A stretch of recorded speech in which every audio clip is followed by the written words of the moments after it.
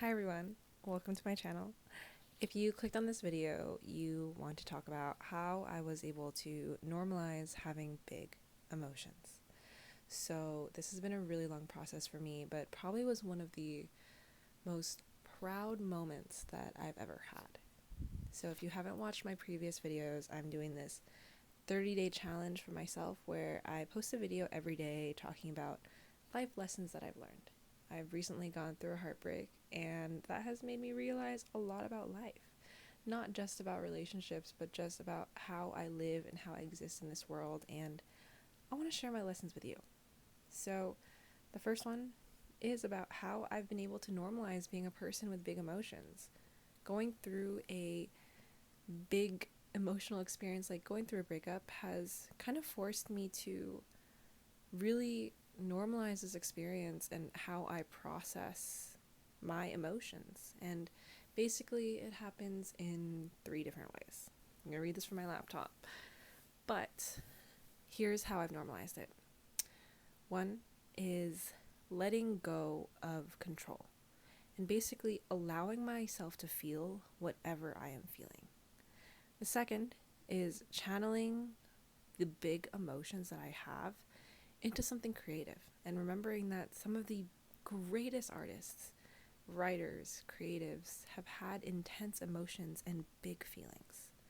And third is reframing my perspective and realizing what a blessing it is to feel so deeply.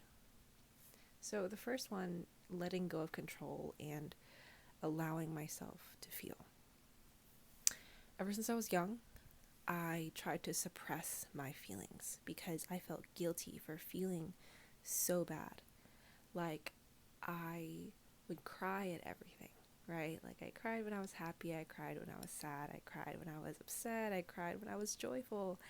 And in my youth, I was really, really shamed for that. And I internalized it and I tried to suppress it and tried to invalidate my own feelings. And that only made me feel worse and made my feelings more intense.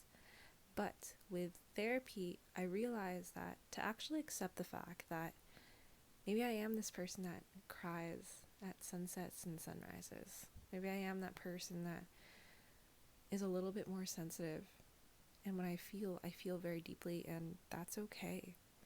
And when I was able to accept that part of myself,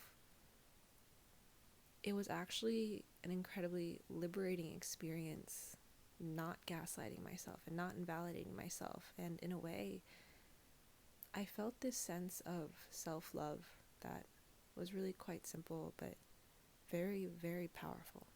So accepting these feelings and allowing myself to feel. And a big part of that was meditation, a big part of that was therapy, and understanding that maybe I do process my emotions differently from other people, but that's okay.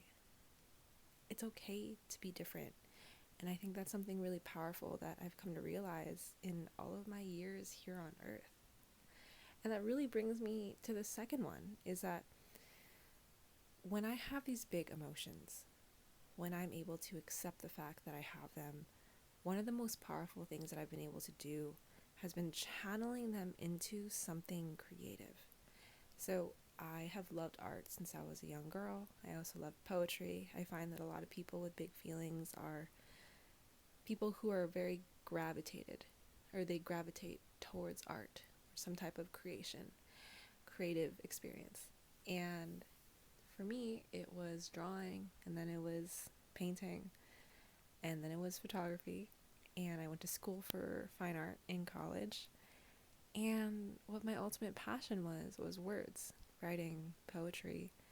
And when I was sad or had any big feelings, I would write, I would journal, I'd write poem after poem after poem. And I'd done that since I was in 7th grade and never really realized that was a coping mechanism of mine. And I realized how beautiful that was.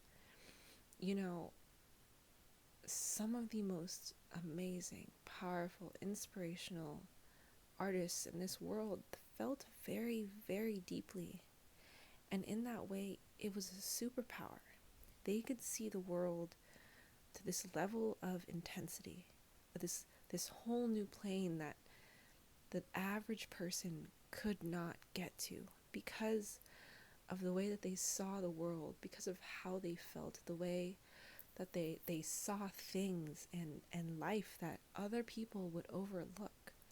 And that is incredibly amazing. And so when I, as an individual, channeled my emotions into art, my big feelings didn't feel as much as a disadvantage, but rather a superpower, but rather something that enriched my life. And that completely changed the way that I saw my feelings, because I could physically see what I could create with how I felt. Instead of seeing and feeling a storm inside of me, I saw that storm manifested into something physically beautiful. And the power of that experience is something that nobody can take away. And up to this day, it is something that I value with all of my heart. And finally, number 3 of what has helped me accept that I'm a person with big emotions is reframing my perspective on how I viewed my big feelings. I think to myself, what a blessing it is to feel this deeply. Now, the one thing that I remember and I try to remind myself of often is life is incredibly short, and it's made out of moments.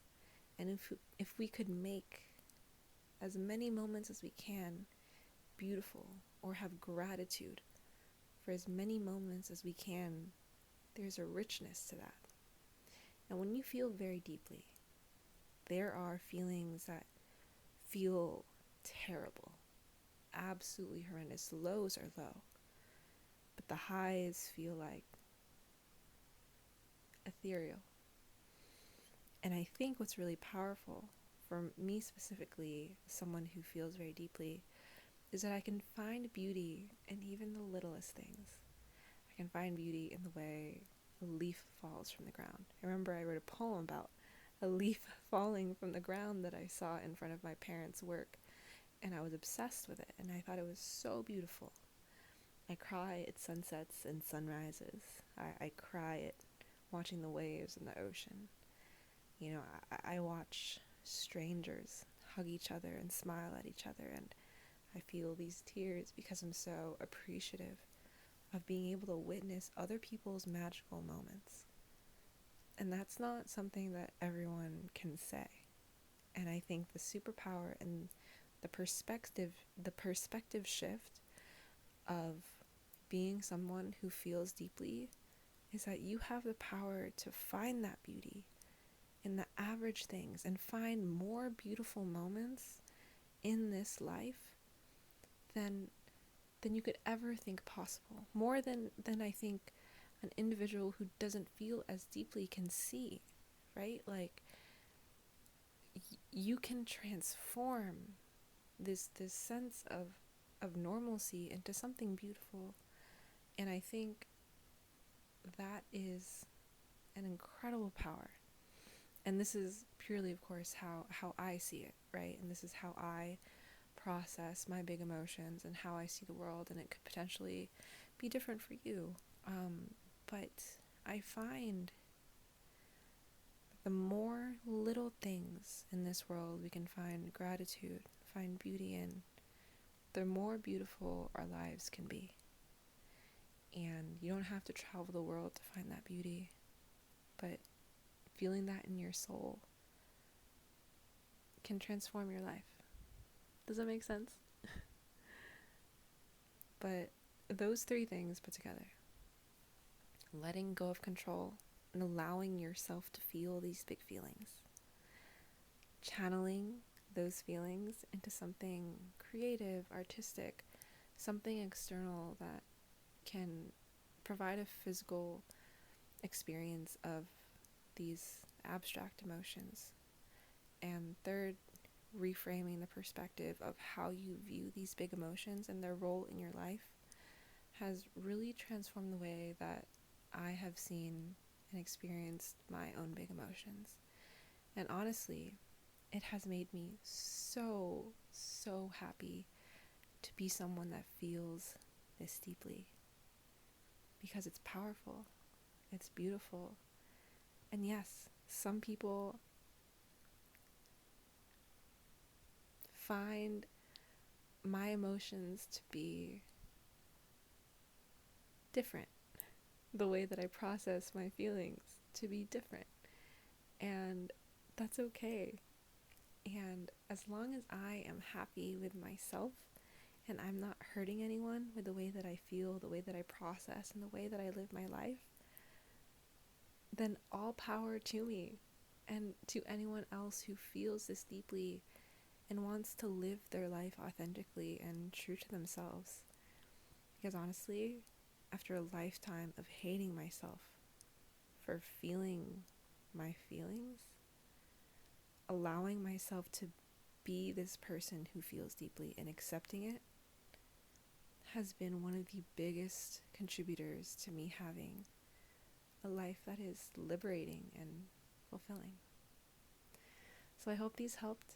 I hope these 3 points helped you in accepting your big emotions if that's something that you're going through. And I appreciate you hanging out and listening. Tune in tomorrow where I talk about another realization that I've had about life, love, living in a new city, and just existing here in this world. Thanks everyone for watching, and I will see you soon. Bye.